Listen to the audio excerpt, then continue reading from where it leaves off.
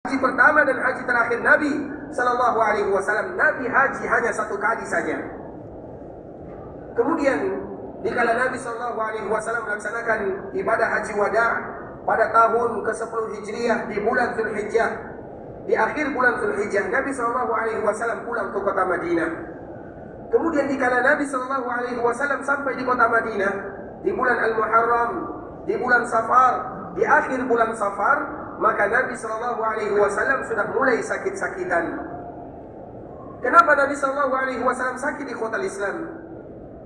Rasulullah Sallallahu Alaihi Wasallam menceritakan kepada ibunda kita Aisyah radhiyallahu taala anha, ya Aisyah, dikala Nabi Sallallahu Alaihi Wasallam merasa pusing, dikala Nabi Sallallahu Alaihi Wasallam merasa berat badannya, apa yang Nabi rasakan, apa penyebabnya? Kita tahu Rasulullah Sallallahu Alaihi Wasallam adalah manusia yang paling kuat.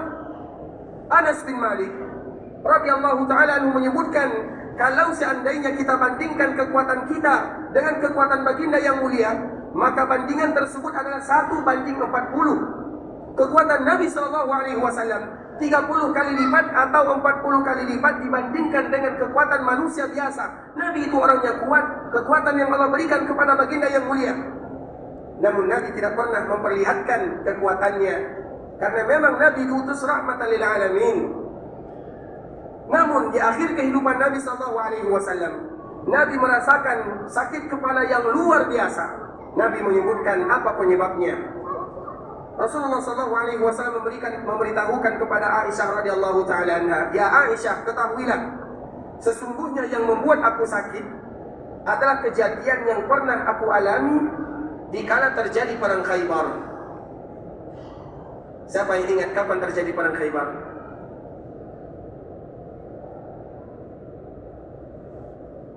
Ridha, 6 tambah 1 berapa nak?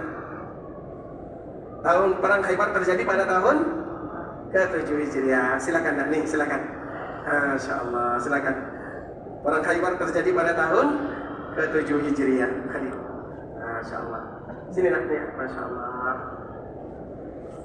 Semoga jadi anak soleh ya, dan juga anak-anak kita semuanya. Masya Allah. Perang Khaybar terjadi pada tahun ke-7 Hijriah. Ingat itu baik-baik ikhwatul Islam, peristiwa yang luar biasa. Peristiwa Khaybar terjadi pada tahun ke-7 Hijriah. Apa kata Nabi Sallallahu Alaihi Wasallam? Yang membuat aku sakit adalah kejadian yang aku alami di kala terjadi perang Khaybar. Ada apa dengan perang Khaybar? Kita tahu ikhwatul Islam, Khaybar adalah sebuah daerah yang itu dijadikan benteng oleh orang-orang Yahudi di sana, karena mereka diusir oleh Nabi dari kota Madinah. Kita tahu di Madinah dulu banyak orang-orang Yahudi. Kenapa mereka ada di kota Madinah? Karena mereka ingin menunggu Nabi. Mereka tahu Nabi akan hijrah ke kota Madinah. Namun dikala Nabi datang ke kota Madinah, dikala Nabi berdakwah, mereka tidak mau menerima dakwah baginda yang mulia Sallallahu Alaihi Wasallam. Bukan hanya sekedar tidak mau saja, namun mereka pun berkhianat kepada Nabi, dan ada di antara mereka yang ingin membunuh baginda yang mulia. Sehingga akhirnya mereka pergi dan berkumpul di sebuah daerah bernama Khaybar. Kemudian dikala tahun ke-7 Hijriah ini, terjadilah pengkhianatan yang luar biasa dari orang-orang Yahudi. Maka Nabi Sallallahu Alaihi Wasallam ke sana. Kemudian Nabi menaklukkan mereka sehingga Khaybar jatuh kepada tangan kaum muslimin pada tahun ke-7 Hijriah. Nah, dikala kaum muslimin diberikan kemenangan oleh Allah Subhanahu wa taala dan orang-orang Yahudi kalah, maka apa yang terjadi? Ada salah seorang wanita yang berasal dari Yahudi. Dia benci kepada Nabi. Dia tidak mau menerima kekalahan. Kenapa kami kalah? Sehingga dia membuat makar untuk Nabi Sallallahu Alaihi Wasallam. Dia membuat makar yang luar biasa. Apa makarnya? Dia tanya kepada sahabat-sahabat yang ada, apa makanan yang paling disukai oleh baginda yang mulia Sallallahu Alaihi Wasallam? Sehingga nanti dia akan membuatkan makanan untuk Nabi. Karena boleh bagi kita untuk memakan makanan ahlul kitab, Yahudi dan Nasara. Boleh bagi kita untuk memakan makanan mereka. Dan Nabi menerima makanan tersebut karena Nabi menerima hadiah dan Nabi tidak menerima sedekah. Orang Yahudi ini atau wanita Yahudi ini bertanya kepada sahabat Nabi, apa makanan yang paling Nabi suka? Maka mereka mengatakan Nabi paling suka dengan paha kambing. Di antara makanan kesukaan Nabi Sallallahu Alaihi Wasallam adalah kambing, namun bagian pahanya itu adalah makanan yang paling disukai oleh baginda yang mulia Sallallahu Alaihi Wasallam. Maka dia pun akhirnya memasak kambing.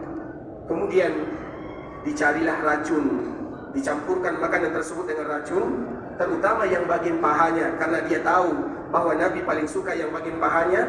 Kemudian di sana dibikin racun yang paling banyak, diberikan kepada baginda yang mulia sallallahu alaihi wasallam dan para sahabatnya. Nabi sallallahu alaihi wasallam tidak tahu kalau makanan itu adalah makanan yang sudah diracun, karena memang tidak tahu. Nabi tidak tahu perkara yang gaib. Kita harus tahu ikhwatal Islam, Nabi sallallahu alaihi wasallam adalah manusia sama dengan kita. Nabi sendiri yang menyebutkan di akhir surah Al-Kahfi, "Qul innama ana basyarun mislukum yuha ilayya." Katakan wahai Muhammad, aku adalah manusia seperti kalian, hanya saja aku diberikan wahyu oleh Allah Subhanahu wa taala. Nabi tidak tahu perkara yang gaib, kecuali Allah yang memberitahukan kepada Nabi sallallahu alaihi wasallam. Sehingga dikala ada makanan tadi diberikan kepada Nabi, Nabi tidak tahu kalau makanan itu sudah diracun. Maka Nabi sallallahu alaihi wasallam mengambil sedikit daripada makanan, kemudian dicicipi oleh Nabi sallallahu alaihi wasallam. Begitu juga sebagian sahabat yang lainnya, mereka makan bersama Nabi, mereka mencicipi makanan yang dihadiahkan oleh wanita Yahudi. Kemudian setelah dicicipi, ada salah seorang sahabat yang meninggal dikala dia sudah memakan racun tersebut, atau dikala dia sudah memakan daging yang ada racunnya. Sedangkan Nabi sallallahu alaihi wasallam bagaimana? Dikala Nabi sallallahu alaihi wasallam ingin kembali mencicipi makanan tersebut, maka makanan ini mengatakan dan berkata, makanan yang berbicara. Apa kata makanan tersebut? Kepada baginda yang mulia, dan juga didengarkan oleh sahabat yang ada, padahal ini makanan, namun dia diberikan kelebihan oleh Allah Azza wa Jalla untuk berbicara. Apa katanya kepada baginda yang mulia? Jangan makan aku, fa inni masmumah, karena aku sudah diracun. Dikala makanan ini berbicara kepada Nabi sallallahu alaihi wasallam, karena yang berbicara kepada Nabi banyak. Ada makanan yang berbicara kepada Nabi, bahkan ada batu yang mengucapkan salam kepada Nabi. Makanan ini mengatakan, jangan makan, fa inni masmumah, aku sudah diracun. Maka Nabi sallallahu alaihi wasallam mencari siapa yang telah menghadiahkan makanan ini. Ternyata wanita Yahudi yang dia tidak mau dan tidak menerima kekalahan yang ada di Khaybar tersebut. Kemudian ikhwatal Islam, Allah Subhanahu wa taala menjaga baginda yang mulia sallallahu alaihi wasallam. Sahabat yang memakannya ada salah satu di antara mereka yang meninggal, namun Nabi sallallahu alaihi wasallam dijaga oleh Allah Azza wa Jalla. Nabi memakannya, dan racun yang paling banyak adalah di bagian pahanya yang dimakan Nabi. Namun Nabi dijaga oleh Allah Azza wa Jalla. Hanya saja di akhir kehidupan Nabi sallallahu alaihi wasallam, Nabi menyebutkan kepada ibunda kita Aisyah radhiyallahu taala anha, "Ya Aisyah, tidaklah sakit yang aku rasakan kecuali dulu makanan yang pernah aku makan dikala terjadi perang Khaybar."